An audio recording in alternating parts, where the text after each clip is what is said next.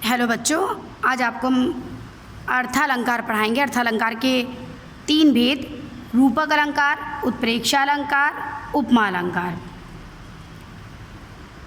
बच्चों, अलंकार 2 प्रकार के होते हैं। शब्द अलंकार होता है, अर्थालंकार होता है। जहाँ काव्य में शब्दों के द्वारा चमत्कार उत्पन्न होता है वहाँ शब्द अलंकार होता है। जहाँ काव्य में अर्थ के द्वारा चमत्कार उत्पन्न होता है वहाँ पर अर्थालंकार होता है। अर्थालंकार के 3 भेद बताएंगे: रूपक, उपमा, उत्प्रेक्षा। देखिए, सबसे पहला जो आपका है वो है उपमा अलंकार। इन तीनों में पहला आपका उपमा अलंकार है। उपमा, जहाँ पर उपमेय की उपमान से किसी समान धर्म, मतलब कोई ऐसा गुण जो दोनों में एक हो, उपमेय और उपमान में, तो उसके आधार पर तुलना की जाती है, वहाँ पर उपमा अलंकार होता है। जहाँ पर उपमेय की उपमान से किसी समान धर्म या गुण के आधार पर तुलना की जाती है कि कोई ऐसा गुण जो उपमेय और उपमान में समान होता है, तो वहाँ पर उपमा अलंकार होता है आपका। जैसे बोला मैंने, यहाँ पे एग्जाम्पल दिया, हरिपद कोमल कमल से, ये इसका उदाहरण है। बच्चों, उदाहरण को एक्सप्लेन करने के पहले परिभाषा में जो उपमेय और उपमान शब्द आ रहा है बार बार, ये अर्थालंकार में बार बार आएगा, तो इस अर्थ को पहले समझ लीजिए कि उपमेय क्या है और उपमान क्या है। देखिए, उपमेय जिस व्यक्ति या वस्तु की तुलना की जाती है उसको बोलते हैं उपमेय, और उपमान जिस चीज़ से की जाती है उसको उपमान कहते हैं। ठीक, जिससे तुलना की गई। अब उपमा के 3 अंग हैं, 4 अंग हैं: उपमेय, उपमान, वाचक शब्द, साधारण धर्म। देखिए, उपमेय जिसकी तुलना की गई, उपमान जिससे तुलना की गई, वाचक वो शब्द जिससे समानता को बताया जाता है, और साधारण धर्म यानी वो गुण जो उपमेय और उपमान में समान दिख रहा है। अब एग्जाम्पल देखिए, हरिपद कोमल कमल से। बच्चों, किसकी तुलना की गई? हरिपद की, भगवान के पैरों की। तो भगवान के पैर क्या हो गए? उपमेय हो गए। किससे की गई? कमल से की गई, तो कमल यहाँ पर उपमान हो गया। हरिपद की तुलना की गई तो उपमेय हो गया, कमल से की गई तो कमल उपमान हो गया। अब वाचक शब्द, कौन से शब्द इसमें ऐसा है जो समानता को दिखा रहा है? तो से दिखा रहा है। भगवान के पैर कमल के समान कोमल हैं, तो से समान तुलना की गई। से शब्द वाचक है, और भगवान के पैर और कमल में समान गुण क्या है, समान धर्म क्या है?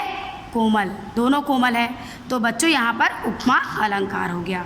हरिपद कोमल कमल से, भगवान के पैर कमल के समान कोमल है, ये यहाँ पर हो गया।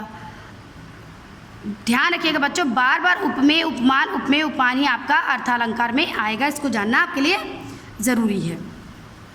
यानी जहाँ उपमेय के उपमान से तुलना की गई वहाँ पर उपमा अलंकार हो गया। दूसरे में आइए, दूसरा आपका रूपक अलंकार। जहाँ उपमेय में उपमान का अभेद आरोप किया जाए, या जहाँ पर उपमेय उपमान में अभिन्नता प्रकट हो, दोनों एक हो, कोई भेद ना रह गया हो, उपमेय और उपमान में कोई भेद ना रह गया, तो उसको बोलते हैं रूपक अलंकार।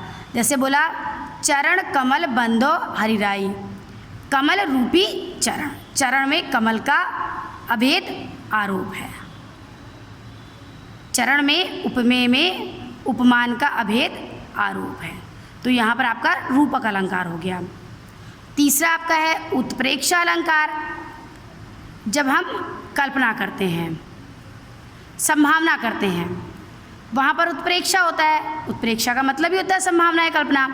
तो जहाँ उपमेय में उपमान की संभावना अथवा कल्पना की जाती है वहाँ पर उत्प्रेक्षा अलंकार होता है। ठीक, इसके वाचक शब्द होते हैं मनु मानो, जनु जानो। मानो ऐसा लग रहा है, जानो ऐसा लग रहा है, ऐसा शब्द आपको मिलेगा उत्प्रेक्षा में। ये आपको बच्चों समझ में आया कि जहाँ उपमेय में उपमान की संभावना की जाती है, कल्पना की जाती है। हमें पता होता है कि उपमेय क्या है, उपमान क्या है, लेकिन हम दोनों में संभावना करते हैं कि वो ऐसा लग रहा है मानो। जैसे एक एग्जाम्पल हमने आपका लिखा, कोई भी आप लिख सकते हैं उत्प्रेक्षा का, लेकिन यहाँ पे हमने एक एग्जाम्पल लिखा, सोहत ओढ़े पीत पटु श्याम सलोने गात मनो नीलमणि शैल पर आतपर्यो प्रभात।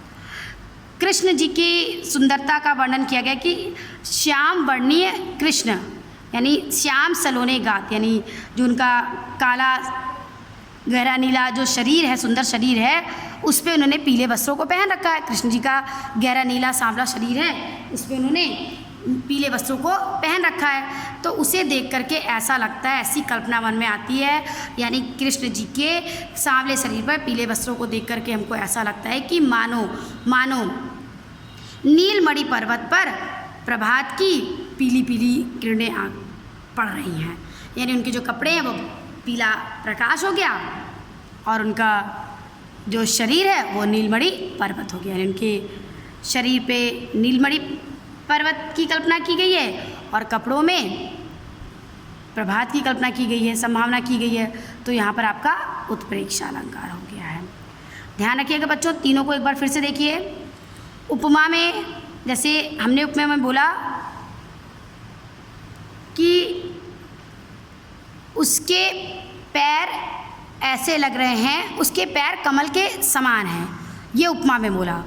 उसके पैर कमल के समान हैं, लेकिन रूपक में बोला कमल रूपी पैर, और उत्प्रेक्षा में बोल रहे हैं उसके पैर ऐसे लग रहे हैं मानो कमल, कल्पना कर रहे हैं।